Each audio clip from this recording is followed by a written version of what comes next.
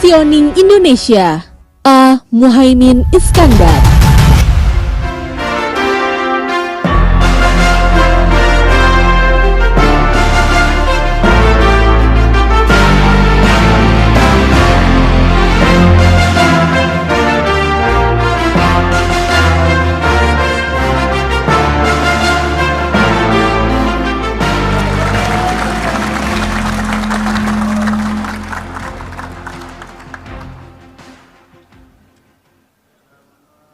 Kata Pak Bamsud, videonya kurang satu, nggak ada yang naik Vespa.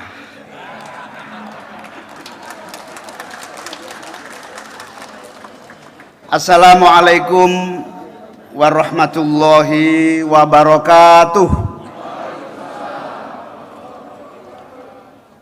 Bismillah, alhamdulillah, wassalatu wassalamu ala rasulillah, wala haula wala quwata illa billah. Selamat siang, salam sejahtera untuk kita semua. Om Swastiastu, Namo Buddhaya, salam kebajikan.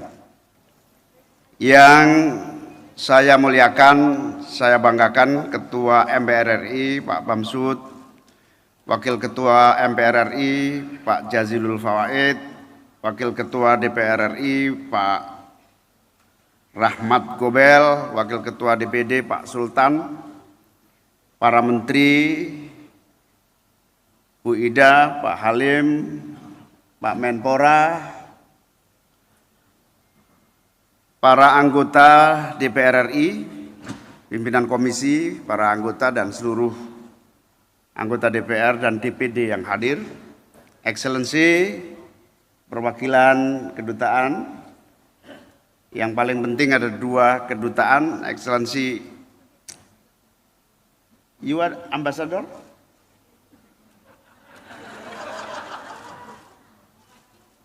Wakil Dubes, Pak Dubes.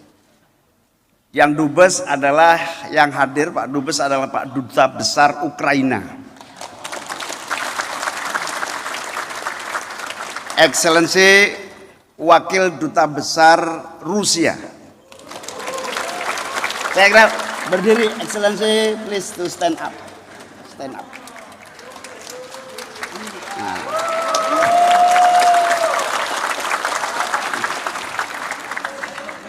Thank you very much for your come.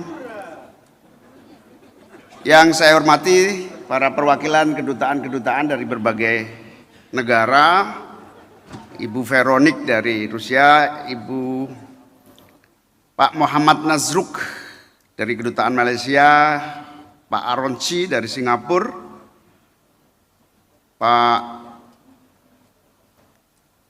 Zhang Liang dari Tiongkok, Bu Stefan Mechati dari Bapak Stefan Mechati dari Uni Eropa, dan seluruh tamu-tamu terhormat yang hadir yang saya muliakan.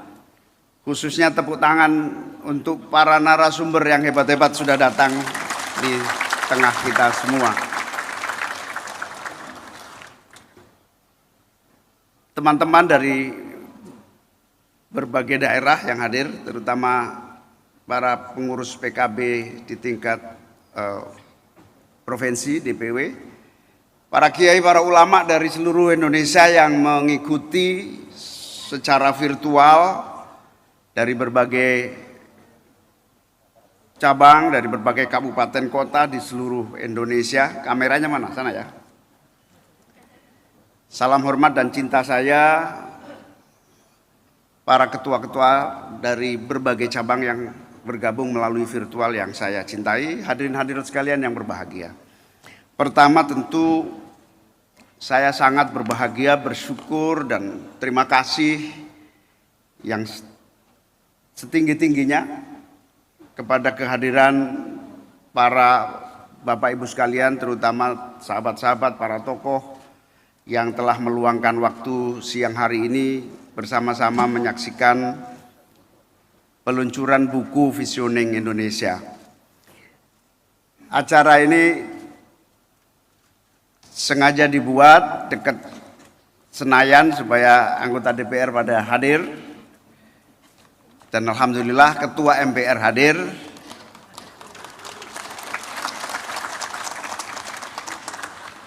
terima kasih kepada teman-teman panitia yang telah menyiapkan acara ini dengan sungguh-sungguh. Hadirin hadirat sekalian, acara ini adalah yang lebih pokok, ingin menggali lebih jauh dari para narasumber tentang visi Indonesia masa depan. Dan kenapa visi kita bicarakan lagi, karena saya melihat visi ini akan terus membutuhkan ikhtiar dan usaha kita untuk menghidupkan kembali, menggali kembali, mementingkan kembali, reinventing vision of Indonesia. Karena pada dasarnya kalau istilah agamanya ini yang sangat populer adalah kita harus terus melakukan usikum wa nafsi bitaqwallah gitu. Kira-kira terus agar semua usaha, semua perjuangan di pemerintahan, di legislatif, di seluruh lini kehidupan masyarakat terus tidak terputus dengan fondasi tujuan dan visi yang kita miliki sebagai sebuah bangsa. Kita juga terus-menerus membutuhkan untuk terus menggali. Dan saya yakin kita semua pada dasarnya punya visi yang sama. Dan seluruh visi para pemimpin, politician, para pejabat saya kira sama. Baik, jelas arahnya, tetapi senantiasa diuji oleh perjalanan lapangan dan waktu. Oleh karena itu saya melonsing buku ini sebagai bagian dari yang pertama tentu mengingatkan kembali pentingnya kita memegang landasan juang yang dinamakan tujuan kita untuk berbangsa dan bernegara. Yang kedua, memang buku ini adalah rangkaian dari perjalanan saya ke seluruh tanah air, bertemu dan berdiskusi serta berdialog, pidato saya juga, kemudian dirangkai dalam satu rangkaian buku ini. Tentu terima kasih kepada seluruh pihak yang membantu tuntasnya buku ini, kepada LP3IS, kepada pengantar buku ini Pak Yudi Latif, ini terima kasih yang telah memberikan pengantar. Dan tentu terima kasih kepada seluruh yang hadir, terutama para jurnalis dari berbagai media. Bapak Ibu sekalian, sebelum saya melanjutkan apa yang menjadi bagian awal pengantar diskusi kita pada hari ini, saya ingin membaca sajak dulu dari W.S. Rendra. Maklum generasinya generasi Rendra ini, generasi gak jauh-jauh amat dengan Pak Bamsud lah kira-kira gitu.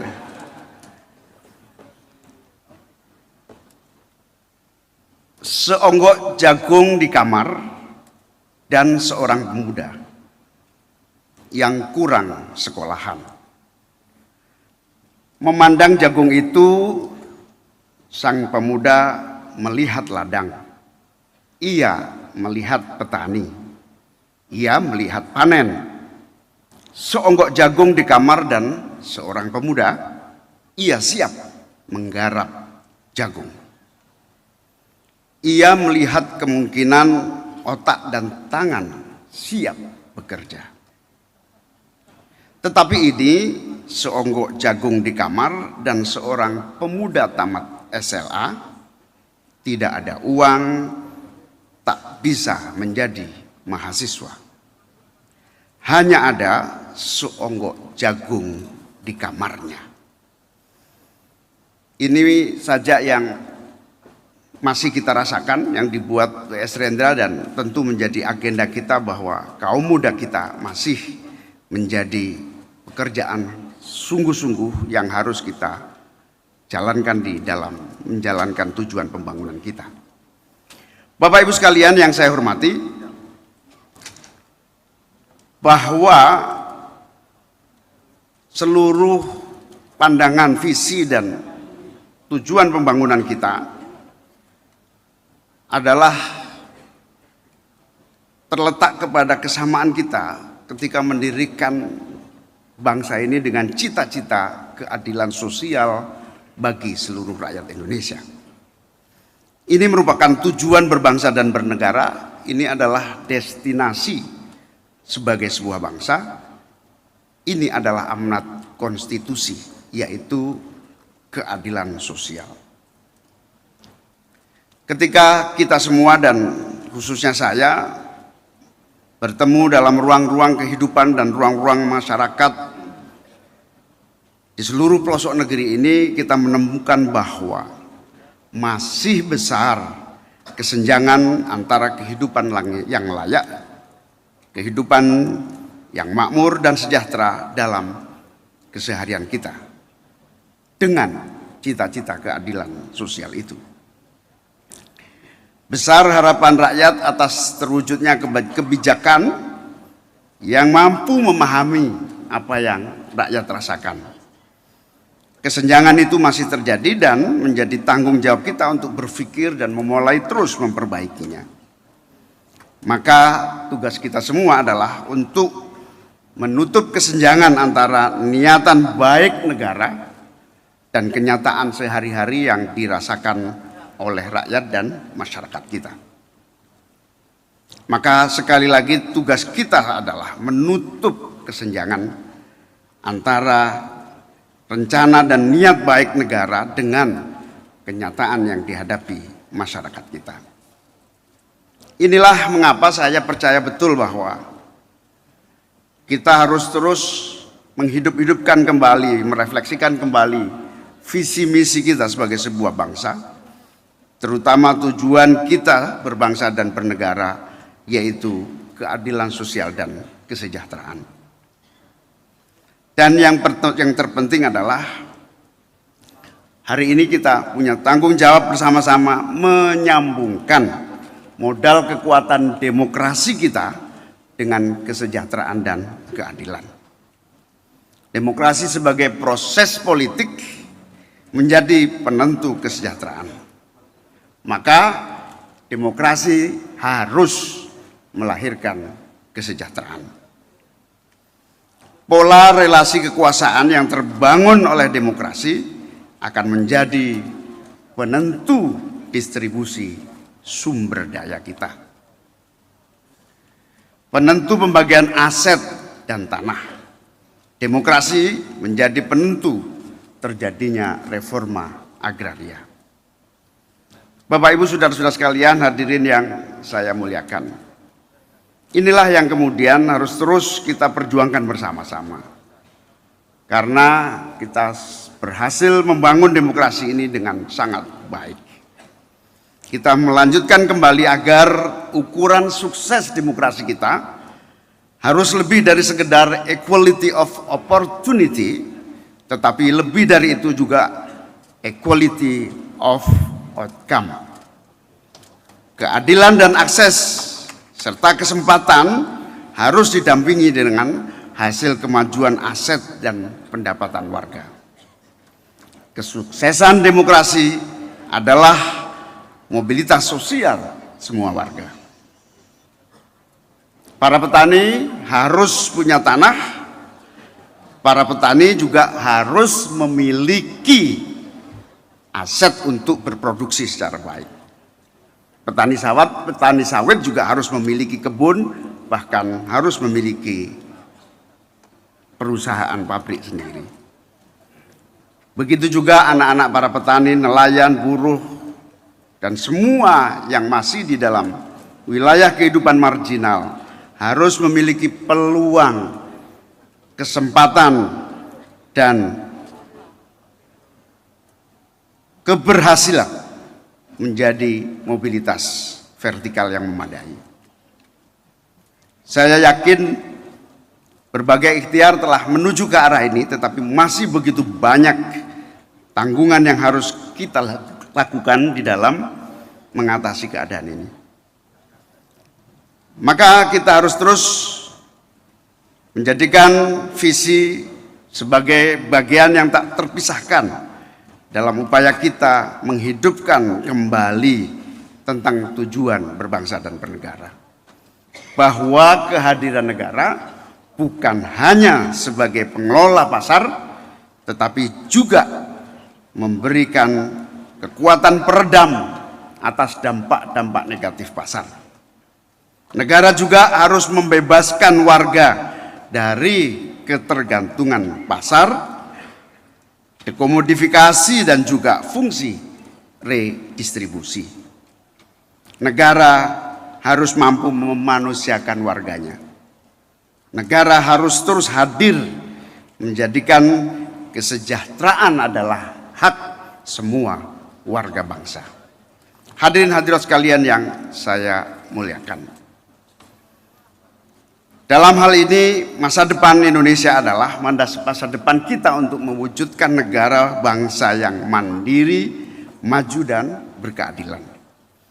Mandiri itu artinya apa? Mandiri Indonesia yang ditopang oleh kemandirian fiskal dan pajak yang mendukung kedaulatan.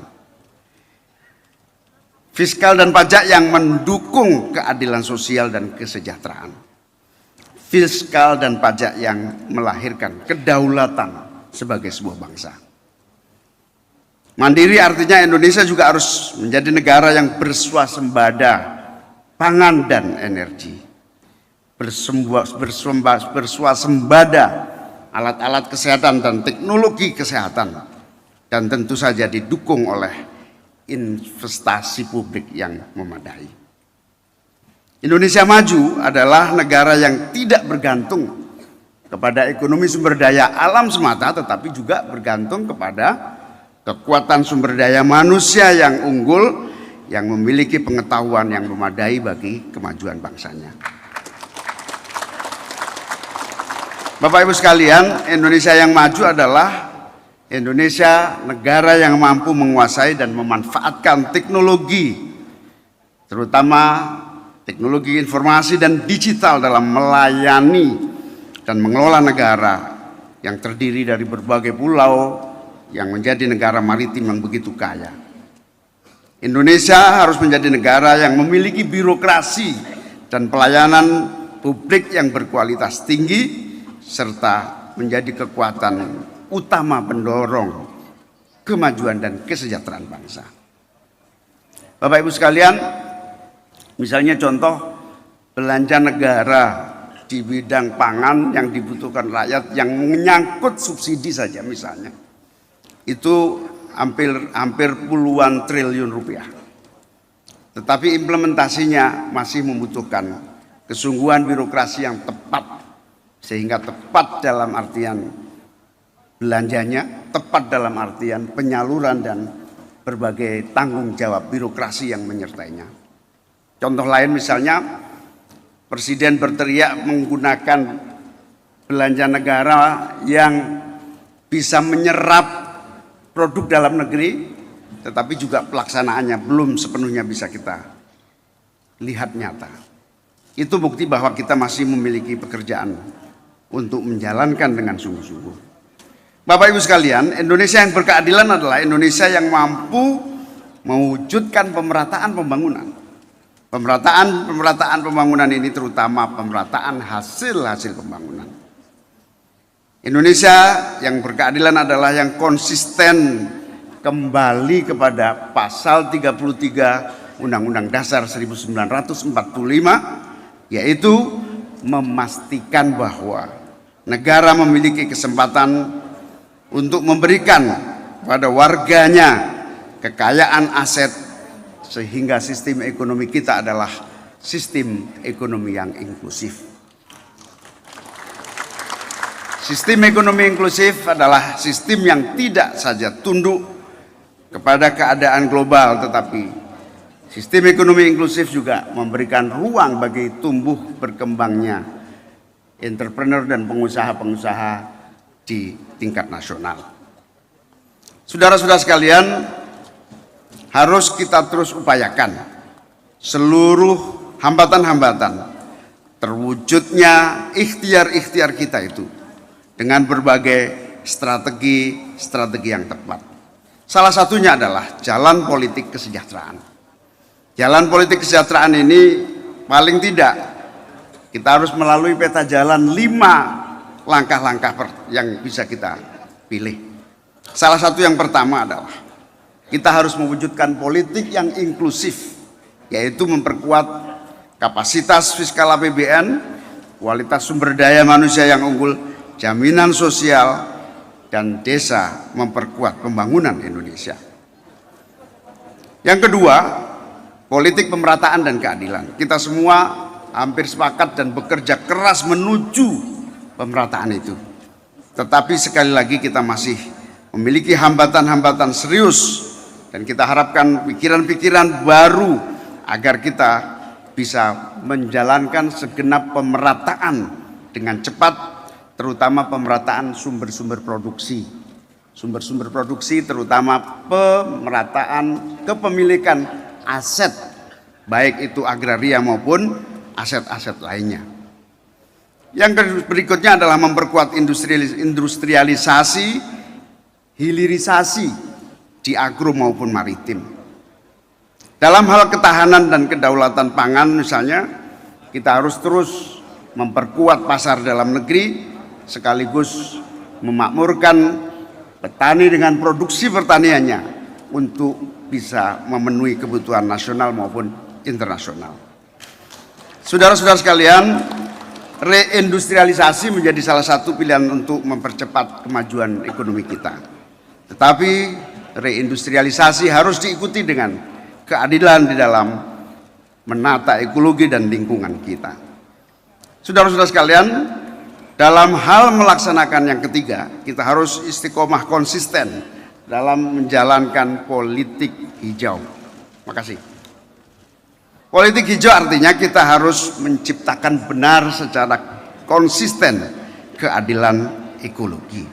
Dan yang kelima adalah politik keindonesiaan yang terus kita jalankan melalui modernisasi birokrasi, politik luar negeri yang menjaga warganya di berbagai negara, kedaulatan dan keamanan, serta memajukan kebudayaan. Politik pemerataan juga harus diwujudkan melalui berbagai ikhtiar, terutama ikhtiar untuk konsisten menjalankan seluruh mandat-mandat dan amanat undang-undang dasar kita. Mohon maaf, minum dulu. Saudara-saudara sekalian, kita semua sudah menyepakati bahwa pertanian menjadi salah satu penopang ekonomi yang harus mendapat perhatian khusus.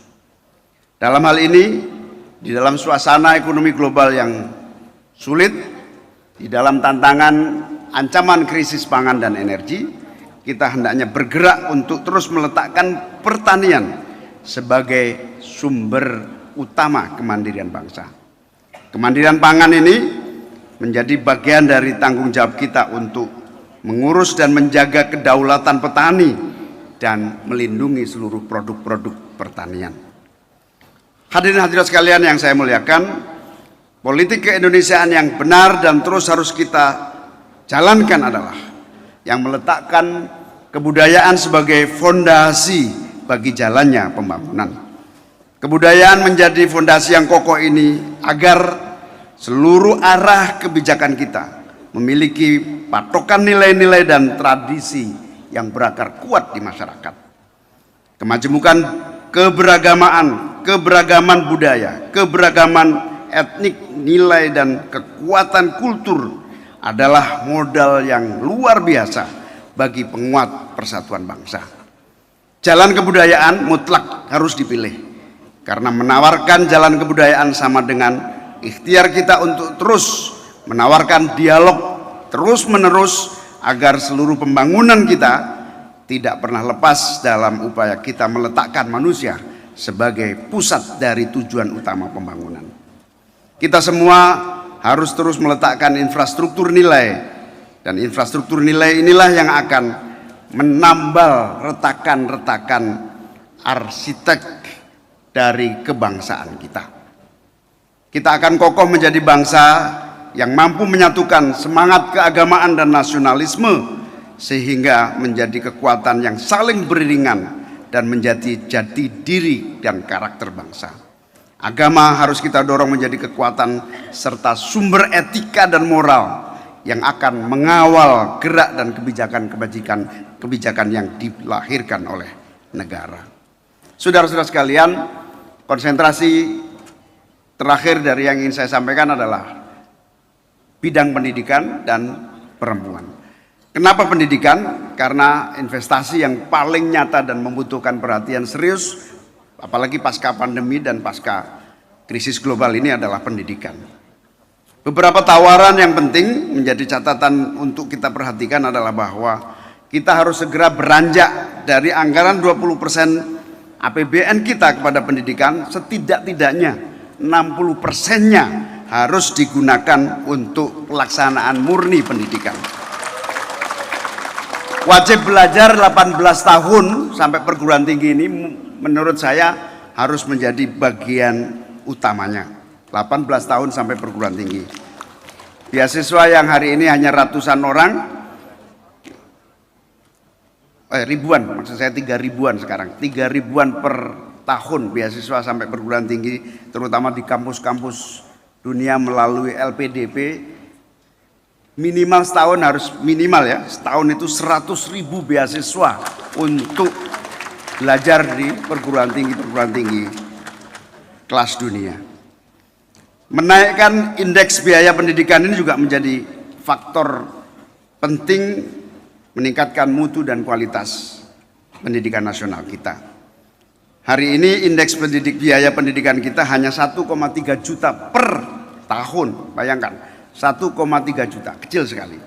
Kita akan genjot lagi dengan ikhtiar bersama dan kita mohonkan betul untuk kita semua konsisten menjadikan minimal indeks dari biaya pendidikan kita 7 juta per tahun. Saudara-saudara sekalian, meningkatkan kesejahteraan guru mutlak karena di situ adalah pusat dari seluruh kemajuan aktivitas pendidikan kita. Itulah poin-poin yang menjadi garis bawah yang penting dan perlu saya ulangi lagi, itu semua sebetulnya kalau dilaksanakan hanya menyerap 60% dari 20% anggaran pendidikan yang diwajibkan oleh negara. Oleh karena itu sebetulnya kewajiban 20% APBN itu sudah langkah cerdas yang luar biasa. Prestasi anak bangsa sejak reformasi yang paling monumental adalah rumusan pasal di dalam perubahan Undang-Undang Dasar 1945 yaitu menyangkut kewajiban APBN 20% untuk pendidikan. Ini prestasi terbaik yang harus dilanjutkan lebih jauh lagi. Dulu saya ingat ketika membahas itu, para ahli-ahli ekonomi, ahli-ahli pembangunan, ahli-ahli keuangan menyatakan sangat tidak realistis APBN dipaksa 20%. Karena dianggap itu mengganggu, membuat konstruksi APBN kita. Tetapi karena semua kekuatan di Senayan bertekad bulat, pokoknya kacamata kuda yang penting 20% itu harus APBN digunakan untuk pendidikan. Alhamdulillah hari ini terbukti manfaatnya luar biasa. Terbukti. Tinggal sekarang agak dari 20% itu keberanian konsisten memilih dari pelaksanaan untuk yang saya sebutkan beberapa hal tadi di atas. Bapak Ibu sekalian yang saya hormati, dengan demikian maka semua politik kesejahteraan kita yang bertumbuh pada kemandirian, keadilan sosial bagi seluruh rakyat Indonesia, dan kesejahteraan adalah bagian yang tidak terpisahkan untuk kita terus menjadikan itu sebagai fondasi pembangunan nasional kita. Bapak Ibu sekalian yang saya hormati, kita berharap Indonesia ke depan akan menjadi negara yang mandiri, maju, berkeadilan, dan sejahtera. Mampu memunculkan makna-makna substantif dari keindonesiaan yang telah dilahirkan oleh para founding fathers kita. Sebuah keindonesiaan yang mampu mencanangkan ideologi keadilan dan kesejahteraan sosial sebagai cita-cita konkret dalam berbangsa dan bernegara. Hadirin sekalian, saya sangat serius hari ini karena ini menjadi bagian dari momentum kita untuk menyiapkan langkah-langkah konkret yang tentu saya harapkan di forum ini kita semua berkontribusi memikirkan dan memberikan mandat kepada kita semua, para politisi, terutama anak buah saya di DPR RI, DPRD, DPRD kabupaten kota, semuanya eksekutif, legislatif, semuanya supaya istiqomah, konsisten, tidak lengah, dan memiliki target kerja yang jelas. Terima kasih kepada semua yang hadir, terima kasih kepada seluruh narasumber, terima kasih atas perhatian seluruh teman-teman dari berbagai daerah di seluruh Indonesia. Terima kasih kepada para jurnalis, mohon maaf apabila ada kekurangan dan kesalahan. Wallahul muwaffiq ila aqwamit thoriq. Wassalamualaikum warahmatullahi wabarakatuh.